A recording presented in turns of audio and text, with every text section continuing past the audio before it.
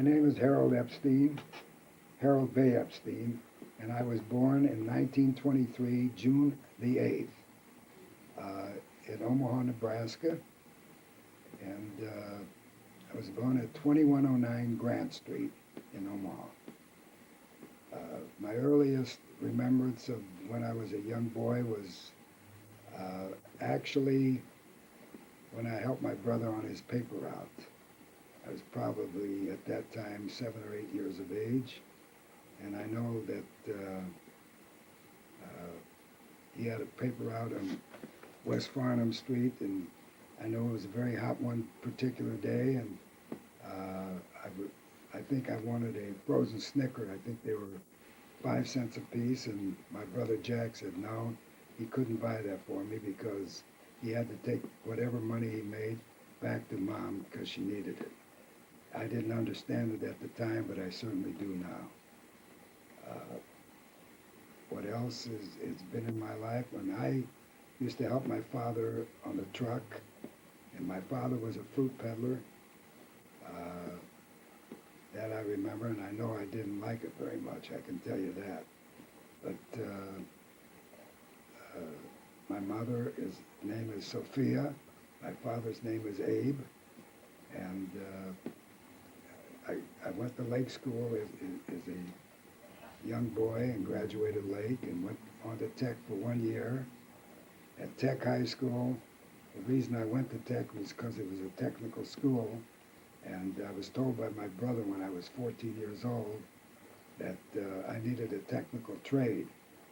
I can tell you also a story about that too. My first year was at Tech, and I took a subject called woodworking and almost cut off my wrist my first day, and I knew that wasn't for me. So the second year, I transferred to Central High School and graduated there in 1941. I met my wife when I was about 15 years old at a boy-girl party, but I wasn't allowed to date until I was 16. What else can I tell you about that? I think my first date with my wife was when she asked me to go to a weenie roast with her, and I think I was 16 at that time. I believe I was, and that was it. And I fell in love with my wife, and I also was pretty athletic in AZA at that in those days, and athletic enough to become the president of AZA of our chapter, which was the 100, the Cornhusker chapter. And Hey, tell me a little bit about your parents. okay, my parents were both my mom and dad were born in Russia. My father served in the Russian army, and he was 3 years in Siberia. I don't know a heck of a lot about his background, and I know that he came to this country in 1913, and my mother came in 1914. As it may seem, my mother came on the same ship my father-in-law came on. She came second class, and my father-in-law was third class. But they met on the ship, and they came to Omaha, Nebraska. My mother was landed in Halifax, Canada, as well as my father-in-law. And he asked her at that time what city she was going to, and she said Omaha, and he said Omaha. And they took different trains, and my mother went to a Jewish show 7 years later at the Brandeis Theater, the old Brandeis, and this was on 17th and Douglas Street. And she said to my father, I think I know that man up in the balcony. And it happened to be my future father-in-law. And my father said, yeah, you know everybody. You know. Anyhow, to make a long story short, when I brought my wife home to meet my mom and dad, at that time she was my girlfriend, my mother said to my wife that she knew her dad long before she was even born. So that was a funny gesture, and it's a true gesture, really. My brother gave me a nickname of Bay when I was about 5 or 6 years old. I think at that time, my mother said to my brother that I must go with him wherever he goes. And evidently, I must have tagged along with him, but he tied me to a tree. But I don't know how old I was at that time. I think he said I was, and I also was the baby of the family. He said to me, I'm going to call you baby. And he said, and it's going to stay with you the rest of my life. And that it has. Because when I got to high school, even my teachers were calling me Bay. So it went from baby to babe down to Bay. So, and I think even to this day, and I'm close to 80 right now. In fact, I'm just a year away from it. And so that's how Bay has stuck with me all this time. Why did your parents come to Omaha Bay? Was there any reason? My father had an uncle in this city, and I think I asked him the same question: why did he come to Omaha? And he told me that that's why he came. He said he didn't know Omaha from. I said, why didn't you stop in New York City or Texas or someplace like that? He said, no, I came to Omaha because of my uncle. And that's what happened. He came at 13, and I know that as I said before, I know that he served 3 years in the Russian army, and I guess he married my mother when he came home. I have no idea, unfortunately, and my sister and brother don't know either. We didn't ask any questions in those days, and I'm sorry that I never did that, because I'd like to know a lot more background about my folks. I wish I could tell you more, except that I came from the family was as poor as most families were in those days, and but my mother was always made me feel that there was food on the table and stuff like that. I can tell you there was some winters that I wore tennis shoes to go to school in big snow, and that's wasn't fun, but I didn't think anything of it at the time. So that's the way we grew up. You know. When you lived where you mentioned earlier, is that when you started Central and Tech and then Central? When I was at 2109 Grant Street, yes, I started Tech then, and I also transferred and went to Central from that residence. Then I went into service in 1943, and I was 3 years in the service, and when I came out, my wife and we got married. Well, actually, we got married almost a year before because I was going over. I came back from Europe, and I was going to Japan, supposedly, and the war in Japan had not ended at that time, and we got married in 1945. I have from those results, and I got discharged in 1946. But my firstborn was a boy, which was the firstborn grandson in our entire family, because my brother had 2 girls and my sister had 2 girls too prior to that, and we had the first grandson. And from that time on, we had 2 more after that. Paul was born in 1948, Steve was born in 1951, and Gary was born in 1956. Bay, did your mother have any family when she came over here? She had 2 sisters. She brought one from Cuba. She sent for one of them, and one of them one was here already, and her name was Foreman, but she died at an early age in her early 50s. And my other aunt died in I'm thinking maybe 20 years ago. I'm not sure when she died, but I know she died after my mother. My mother died at an early age. My father lived 101 years old, thank God. He's a very, very religious man. And in fact, I do remember the times that we went to synagogue together, that he never worked on Saturdays, and he was always praying day and night, always, always before the meals, and prayed all the time. My father was a wonderful, wonderful man. He never left a lot of money, but he certainly was left a great name, which I'm very happy to say. Did you have a lot of cousins then? We had a few cousins, not a lot, no. Mostly we stayed close on my mother's side, not on my father's side. My father had his sister. He had two sisters here in Omaha, believe it or not.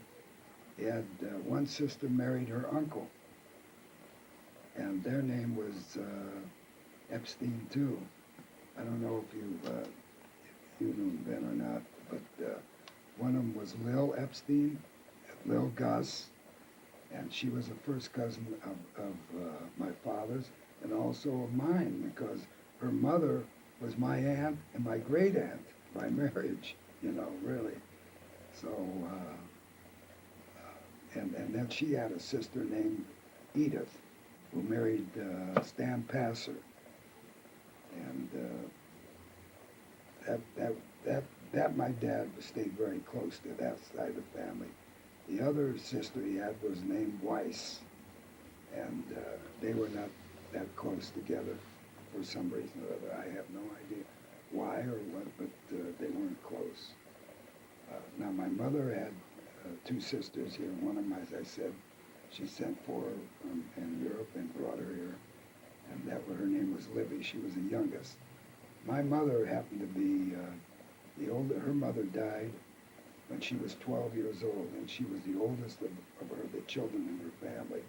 I think she came from a family of 7 or 8. I'm not sure what her background was, and but she was the oldest. And her two sisters one of them was named Reva Foreman, and the other one was named Sterenberg. What else would you like to know? I'll bet you your grandchildren would love to know how you got back and forth from home to school. Most of the time I walked. Sometimes I've taken a bike there, but most of the time I would walk, or that would be it. Yeah, really, that's most of the time. Very, very seldom would I take the streetcar to school or back, for that matter. Never thought anything of it, really. Never had a car until I started selling liquor when I come back from the service. Most of us didn't have cars in those days, really. What did you do in the service, Bay? I was in the medics, and thank God I stayed in there. I wasn't in the medics, but when I was first went in, I was supposed to be with the Texas-Oklahoma Division as a company aide man. And they asked me at that time if they went through my service record, and they saw where my IQ test was fairly decent and high, and they asked me if I wanted to go to clerical school, and that was a lot better than living in the tents that I was living in. So yes, I did go to clerical school, and I became how I ever got in the medics, I'll never know. But I always thought if you were in the medics, you were either a doctor or a nurse, but I guess there were other people in the medics besides that. And I was assigned to a station hospital in Louisville. After basic training, I was assigned to a hospital unit in Kentucky. And they went overseas about 6 weeks after I got there. And I was very lucky that because I was such a new recruit, that they didn't want me to go at that time and wanted me to have more experience.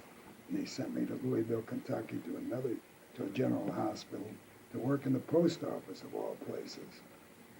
And I worked there for a while, and then I became into medical supplies. And from medical supplies, I stayed in it until I went overseas with this hospital unit. And I was over for about 13 months in England. And when I got back, as I said, in 1945, that's when I got married to my wife, Etta. And we've been married now, going on almost 57 years. quite a while. I hope it's a long time more too. Really.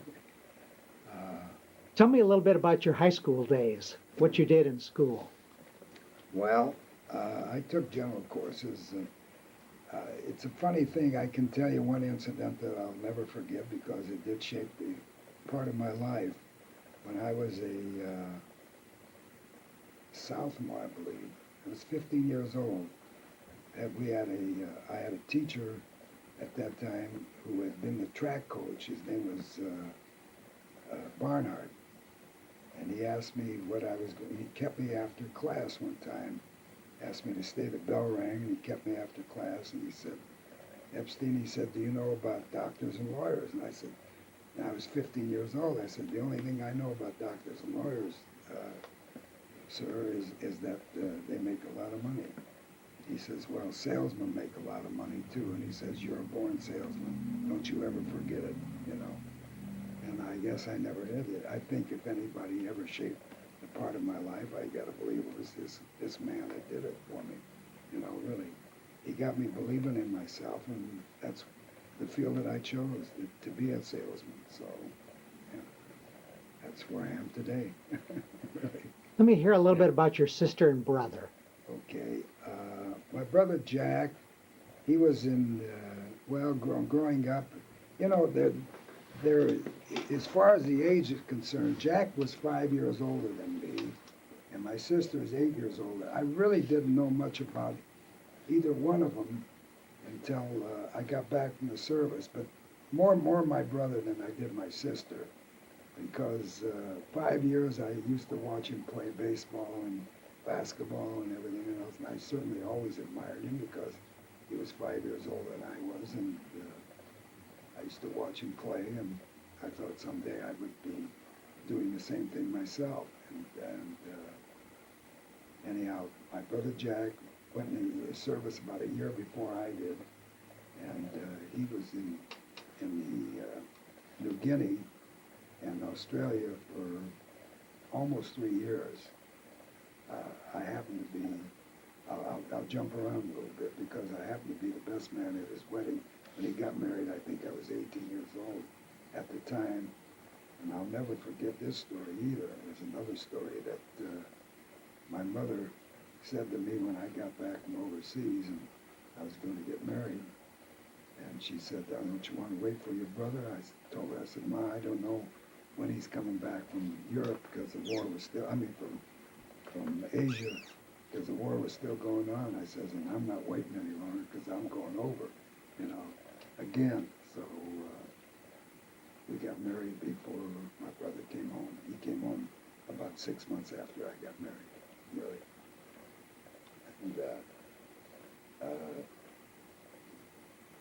And I got to say this, that I think for the years that have gone by between my brother, my sister, and myself, we've become closer and closer all the time. And I want to thank my mother for that. She always said to me, and I'll never forget this as long as I live, she says, after everything is said and done, the only thing you'll have in life is your brother and your sister. She says, and I've never forgotten it either.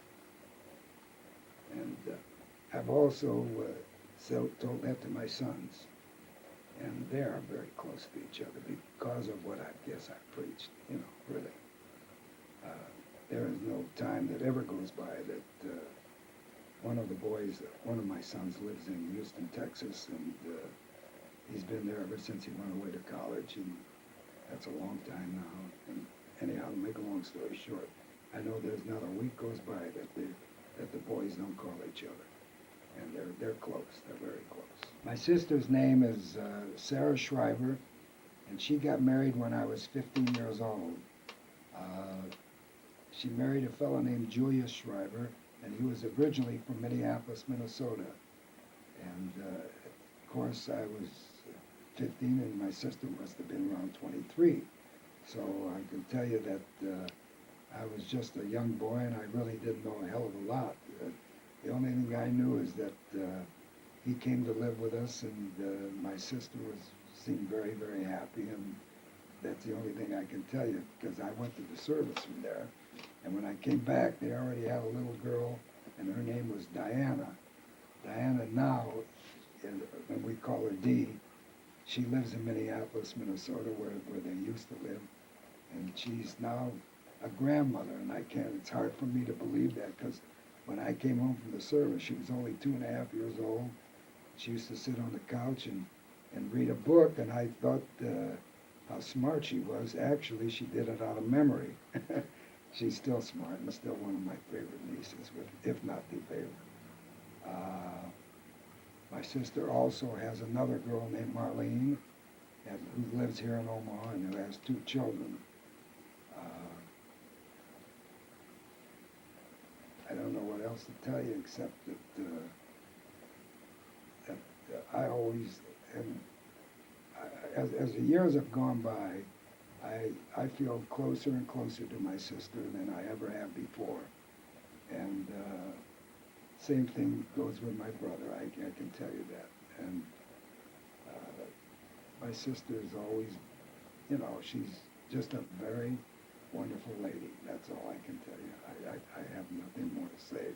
I wish I could tell you that she did things in my life, but I know that whatever I would tell her, whatever success stories we had, she always felt good about it, really. So, what else can I say? I want to hear a little bit about Jack and his family. My brother Jack got married, as I said, when I was 18 years old, and he married a girl from Council Bluffs. Her name was Lucille, and he had 2 girls, and they're very fine girls. One of them lives right out of Boston, a town called Natick, Massachusetts, and she's a school teacher. She went to the University of Purdue and graduated. She's a chemistry teacher in Natick, Massachusetts, and his other girl happens to be right here in Omaha, and she's head of the West Side Community School, the cafeterias, all that. She does all the buying and distribution of food for the entire District 66, and she's a very lovely girl. She also has a daughter who just got married, who's a captain in the Air Force, and she's now in Korea, and she's a beautiful girl like her mother. My brother Jack has always been very, very, what should I say, just a super young guy, and he never would harm a fly. I think people like him who has ever met him, and he's just a great, great person as far as I'm concerned. I wish I could tell you more about Jack, and I know Jack was the real bright one in our family. He had a few years of college, and he left that to help out the family when he was in his 2nd or 3rd year of college, and to make $20 a week. So that tells you something. If anybody should have had a full college education, it should have been him. And he was very, very good in school. And a great guy and a great brother, and somebody for me to look up to. I'd like to hear about your courting of Etta. Okay. When I started dating Etta, I met her, as I said before earlier, that we met at a boy-girl party, and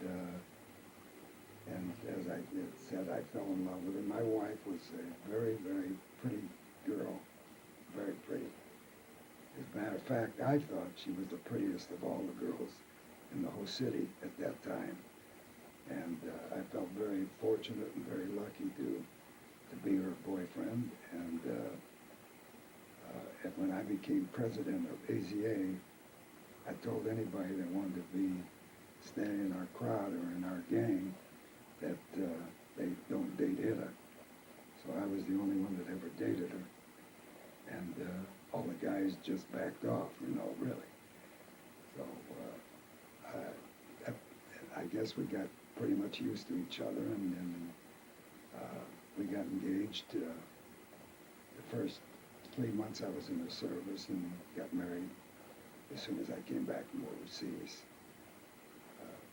I'll tell you a funny incident if you'd like to hear it, is that one time I was courting my wife and we were sitting on the front porch where she lived, and she lived in South Omaha, and her mother was on the front porch with us, and the telephone rang, and my mother-in-law went in to answer it, and she came out back out on the porch, and my wife said to her, "Who was that, Mom?"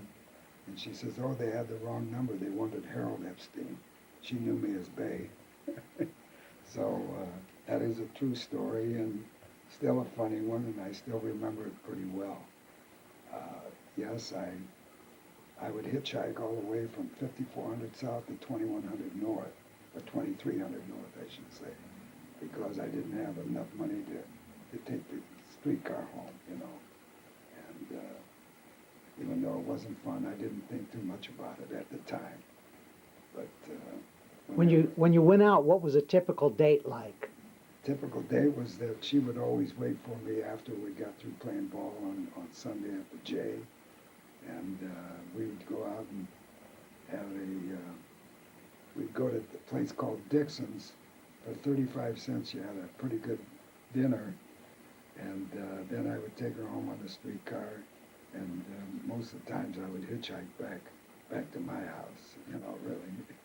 And there are a few times that I would catch what they call the crosstown streetcar, which went from right out of her house all the way to 24th and Grand Street, which would go all the way, and I'd fall asleep, and the conductor, who knew me, always rang the bell and let me off at where I should have gotten off, you know, really. So, and then I went to the service from there, so, but we became very close. My wife became sweetheart of AZA in 1941, and nothing that I did, but she was a very, very popular girl, and with all of her friends and with a lot of the guys that knew her and knew about her. As I said before, she was probably the prettiest girl in those days of anyone that I ever saw. Who were some of your friends in AZA when you were And AZA president? was Yale Richards and a fellow named Milton Gus, and Max Osterman, Morris Ricklin, the Slutsky Boys, Mike Landman, Melvin Levine. Those were some of the friends that I went with. Ben Miller. I'm trying to think who I played ball with, and you know, Willie Sussman, Ben Cutler. You know, we were all good friends in those days, and we just hung out together and we played ball together, really. So we had a great time. What did you play beside basketball? I played baseball, and I didn't play much football because, number one, I worked after school, so I worked at a place called Inky Dinky, which was downtown, and I made all of $5 a week, all day, every day after school and all day Saturday, $5 a week. But I thought it was something else to have, really. Then I got promoted and I went to Central Market and worked for 30 cents an hour on Saturdays, and I used to make about $3.50 or $3.60 coming out of there, and I thought it was really something. So I couldn't go out for sports at school because I was working, and I don't know if I'd have made it or not, but I couldn't go. It's just that I didn't have the time to do it either. Was I good in high school as far as academics was concerned? Fair, just fair, only because I didn't put my mind to it. I think if I'd have done a little better, or studied a little harder, I think I would have been all right, you know, really.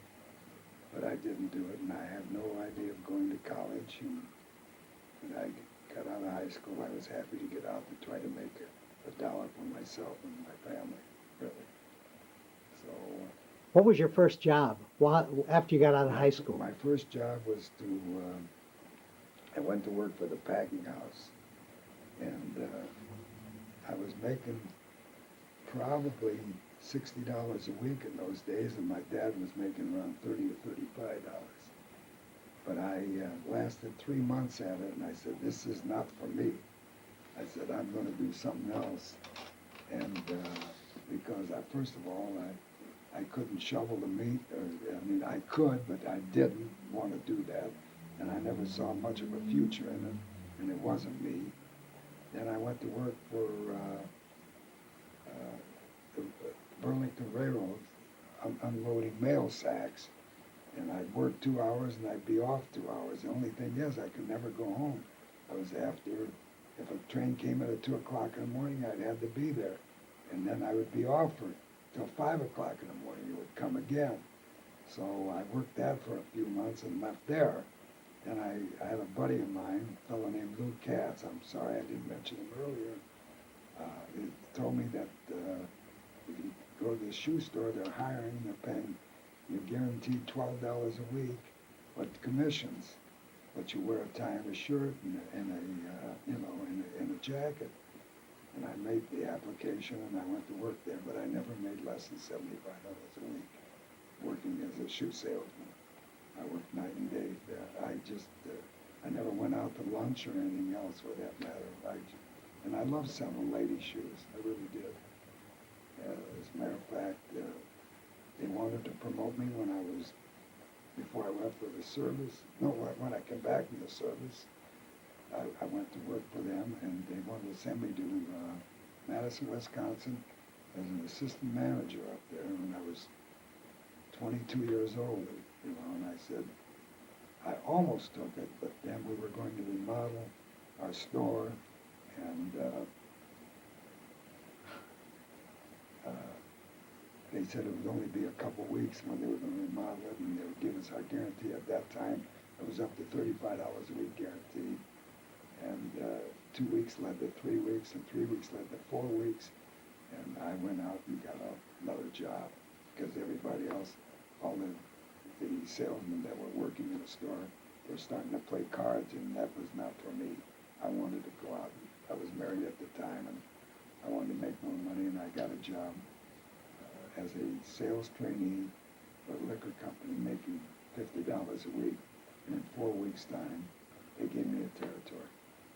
The territory was when everybody threw in 10 accounts, which was the worst I've ever seen when I think back at it.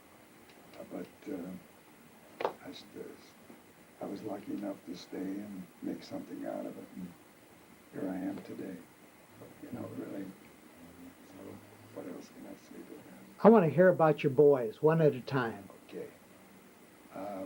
As I said, well, I don't know if I've said this or not. Paul was born in 1948, and I was real excited, first of all, that he was my son, and second of all, he was the first grandson in our family, and I don't know, I must have put him in a glass cage, because I'll never forget what my mother said to me one time. Every time she wanted to come over and say hello to him or hold him or something like that, I used to say, Mom, he's sleeping or something like that. And I think this probably went on 3 or 4 or 5 different times. And then finally she said to me, she says, Harold, she never called me babe. She says, Harold, she says, you have your boy and enjoy him and love him, whatever you do. And she says, next time you want me to come over and see him, you call me, because I'm not coming anymore. Really. And it kind of woke up me that he was not a paper doll or anything like that. He should have been seen by his grandmother and stuff, really. But he was a fine young man, and I never had any problems with him, Paul grew up, and he went away to school when he went away to college. He went to Oklahoma University, and I was concerned about him, but he seemed to be very happy. He was always selling, and he himself went to work for Nebraska Clothing in his early high school days, and always made a dollar for himself too, you know, always brought it, where he could live a little, you know, as well as some of his friends. But he was always a joy, always came home on time whenever he was curfewed or anything like that. Never, ever did we have any problems with him, really, never. And that's Paul. And to this day, when he graduated school, he went to work for Foley's department store in Houston, Texas, as a buyer of ladies' stockings. And one time, as a matter of fact, when I was in corporate, I was with McKesson. I saw Paul in New York, and we had dinner and went to a Broadway show one evening, and I enjoyed being with him. And when I went into business, because I never thought I would own my own business, but when I did go into business, I called Paul up on the phone and asked him if he wanted to join me. And he said, Dad, he said, no, I asked him if he would meet me at a national convention in Miami, Florida, in which he and his wife, he called me back and said, yes. He said, Dad, do you mind if I stay an extra 3 days, you know, for vacation time? I said, no, that's perfectly all right. But when he came down there, we went around to the hospitality rooms, and I introduced him to some of the suppliers that we had and some that we didn't have. And he felt very much at home. And when he got back, this was about 2 or 3 weeks after after I got back to Omaha, I got a phone call. I came back from off the street saying, Dad, do you still want me? And I said, of course I want you, Paul, but I said, this company will run with or without you, you know, and I want you to be happy. He says, well, my time is with you now, not after you've built the company. He said, I'm going to ask for a 6-month leave of absence. And he says, I may not work out the way you want me to, or I may not like it, and I'm just going to ask for that leave of absence. Well, that was 26 years ago, so I can tell you that it has worked out very well. And I have nothing more to say about Paul except that he has 2 wonderful children, and he married his grade school sweetheart, and his one daughter's graduating college, as a matter of fact, next week, which is, I can't believe myself. The other one is a freshman in college right now, so it's made us very, very happy. I've gotten a lot of nachas from him, as they say, really. So, and he's done a great job. And, I got one other comment to make. I remember when he came to the company, he says, I don't want to be known as Harold Epstein's son. He says, I would like to be known as Paul Epstein. I can tell you that today I'm known as Paul Epstein's father, not as anything else. So that's the story about Paul. My other son is Steve Epstein. Steve went to school at Texas University, and he was a darn good student and a very good jock, incidentally. But when he got to college, he didn't go in for sports at all. He just studied hard and worked in chemistry lab down there. And he met a girl from Houston, Texas, who was a lovely, lovely girl. They have 2 daughters. One is in second year law school right now, and I'm very proud to say she's at Harvard University. And the other one is, and she's going to be a lawyer. And the other one is at second year in Emory in Atlanta, and she's going to be a doctor. So I have no qualms with Stephen. Stephen has raised a fine family. He also graduated dental school, and I'm very proud of him too. He's been very close to the family. So has a lovely wife named Elaine, and 2 wonderful children, Kimberly and Haley. That's all I can tell you about it. Gary is my youngest boy, and he also graduated University of Texas, And he went to work for Foley's department store like his brother Paul did. And they asked him a question, what makes you think you wouldn't join your father when you're older? He says, just give me the opportunity. He says, I'm not ready. Gary was a buyer in appliances, and he worked for Foley's approximately 3 years, and then he joined us. It'll be, I can't believe it myself, joined me 21 years ago, and in April. God, time is really going by. He met his wife in Texas. She was she was a school teacher. She came out of Florida. Her name is Lisa. And they have 3 wonderful sons. Naturally, I'm going to say that because I'm a very proud grandfather.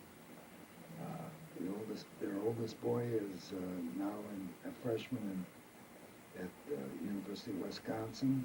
The middle boy is going to be a junior at Burke High School, and the youngest one is in middle school. He's seventh. No, he's an 8th grader.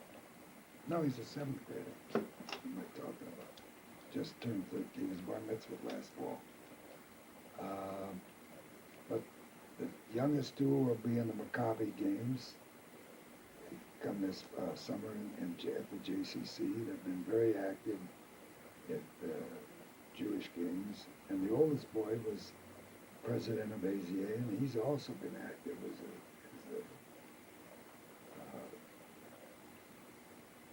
what should I say? He was very active in Jewish functions and camp and so on and so forth.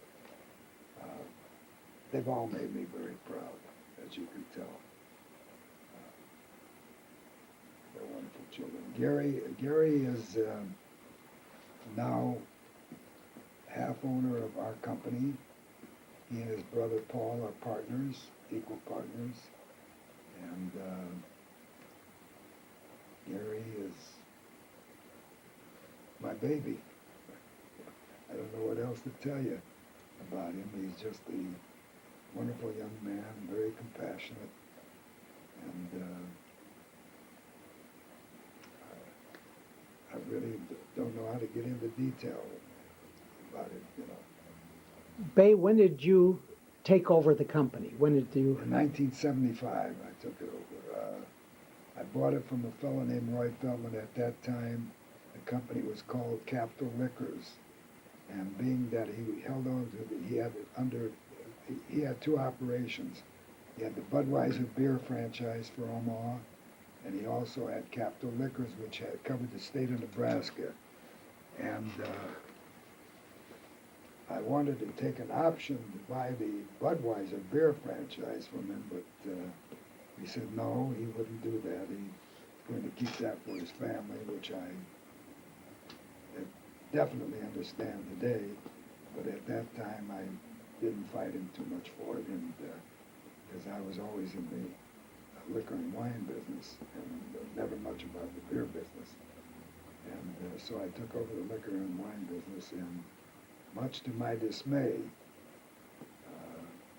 Roy was actually losing money in the liquor and wine business when I first took it over.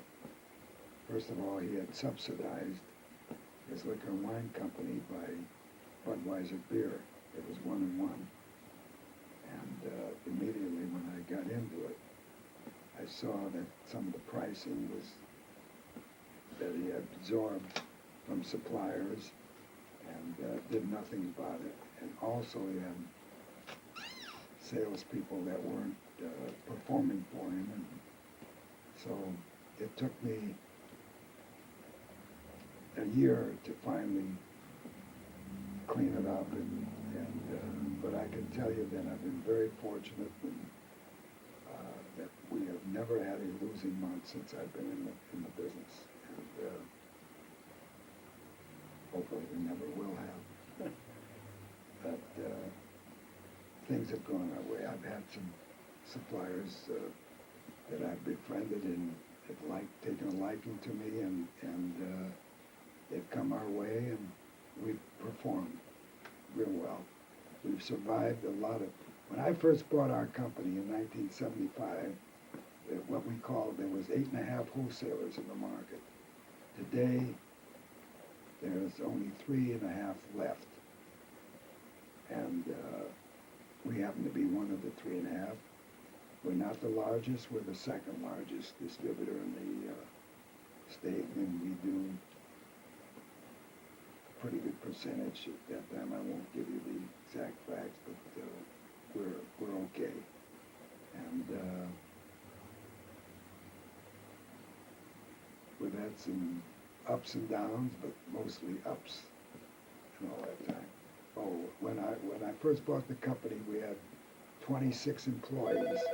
Today, I can tell you, when we first started, we had 26 employees in this company, and today we have a total of 91. So I'm very proud of the fact that we've grown tremendously, you know, in this period of 26.5 years. What else can I tell you about the company? Yes, we had secondary franchises. Today we have what we like to believe top franchises in our company, and we're in demand, and we run a good and tight ship, we think. It's about all I can tell you about our business. I just don't know what else to say. But Do you have a lot of recollections of the old Jewish Omaha on 24th Street? Bakers and butcher well, shop? when I was a little boy, I don't know whether it's worth mentioning or not, but when I was a little boy, as I mentioned before, my father was a pretty religious man. I know that on Saturday, Shabbos, he never worked, and I would go with him to the synagogue on that day, and that was actually about what it was. You know, we just didn't perform any other functions, and it was a day of Sabbath and a day of a holiday. And we walked back and forth to the synagogue. The synagogue was on 25th and Seward, and we lived on 21st and Grant at that time. And but never thought anything about it. That is my recollection. And North 24th Street at that time was right in the neighborhood. All the Jewish butcher shops and the delis were there. A couple of the stores were owned by Jewish people, and we were in sort of a ghetto. We lived that way, and we enjoyed it. If I remember right, Ben Nachman lived on 19th Street, right? Really. Yeah. Bay, I could detect by talking to you the pride and the love you have for your lovely wife and your family. Is there a message you'd like to leave with your children and your grandchildren? Ben, that's a very good question. If there's a message, the only thing I can say is that you have to be honorable and believe in, I think, and charitable. And I think that all comes from the feeling you have in your heart. And if you're able, you do what you can for the people that you want to do it for. And if you don't enjoy that, I don't know what else you can have in life, really. That would be my only answer to, or what I would like to leave for my children and my grandchildren, for that matter. And hopefully someday my great-grandchildren. Really. Bay, it's Yeah. been an honor for me to be here with you today, and I've enjoyed it. I really have. Thank you, Ben. I appreciate you coming here. I really do. This is my mother and dad. Her name was Sophia, and my father's name was Abram or Abraham. And he used to come to work every morning when he was 90 years old, and he would stamp invoices that were obsolete. But I think that helped Dad stay alive until he was 101 when we lost him. This is my mother and dad in the middle of the picture. As you know, my mother's name was Sophia, my father's name was Abe. And starting from the far left on the side is my niece Marlene. And that is me, Bay Epstein, my wife Etta, my niece Diana, my sister-in-law Lucille, my brother Jack, and his daughter Ronnie. And the second row is my sister Sarah, again my mother and dad, and her husband Julie. And on the far left, on the bottom, is my niece Diane again, and then my oldest son Paul, my middle son Steve, and my baby boy Gary. This picture shows you that there was really no special occasion, except that it was for my 65th birthday, and my son and his family had come into town, and we all decided to take a family picture together. On the left, as you can see, my wife Etta and myself, Harold, or Bay, and then I'll start on the very top. My grandson Robbie is being held by his mother Lisa, and my son Gary. And way over to the far right of the picture is my son Paul, my oldest boy. On the very bottom is my oldest granddaughter Kimberly and her sister Haley, her mother Elaine, and then there's my daughter-in-law Sandy and her son Corey and her daughter Carrie. That's who this picture is, and I'm very proud to say that. Oh, my son Steve, I'm sorry, he's in the background of his wife and his two children, right next to me. My father was in the Russian army, and he was in Siberia for 3 years, but I can tell you that I don't know much about what had happened. I know that he was up there, and when he came home, he got married and came to this country. And this is my father, Abe, again, and the picture that he's got the little girl besides him, her name was Lil Gus. She was married to Charles Gus. Let me do it again. My father, again, is in the picture, and his cousin, his first cousin, was named Ricklin. Last name. This is a picture of Yale Richards and myself, which is Bay Epstein, and that was taken when we were in high school in front of Betty Rubin's house. Do you want me to do this? Okay. As you can see, my son Gary is the one in the middle, and his wife Lisa is on the right of him, and or to our left, I should say, and her son, God, why can't I think of his name? Ben is on. I should think of that. Very easy. Ben's on the far left, and the one next to Robbie, who is on the far right, is the youngest one named Alex. And that takes care of all. And I can't leave the dog out. The dog's name is Brutus. This is my son Steve and his lovely wife Elaine. And this was taken in Houston, Texas. Thank you. This is my son's daughters. The far one on the left is Kimberly, and the one on the right is Haley, and they both go to college. This is my son Paul, the oldest boy. He's on the far right. And his daughter is Carrie. She's graduating Indiana University. His son is Corey, and he's also a freshman at Penn at the University of Pennsylvania, and his wife Sandy.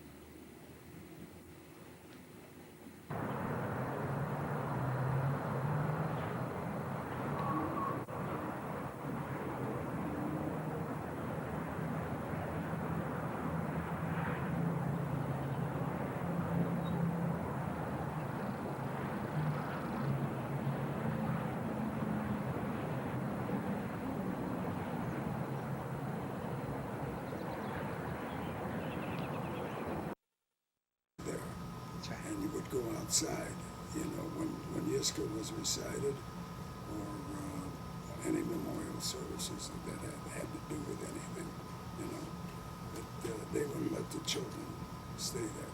They would pick up and go outside. I played outside with Kiwi Kirschenbaum and Joe, and I guess we couldn't wait the Yisker or whatever came up, the memorials, and those were the highlights of our going to the synagogue, really. I know that I was put in on a Thursday morning for my bar mitzvah, which wasn't the biggest or greatest. And I said the brachas, and that was it. I didn't say them after. Nobody ever taught it to me. Maybe they didn't think I could memorize it or whatever it was. And those were the days. That's a long time ago. We used to walk probably 3 or 4 miles and back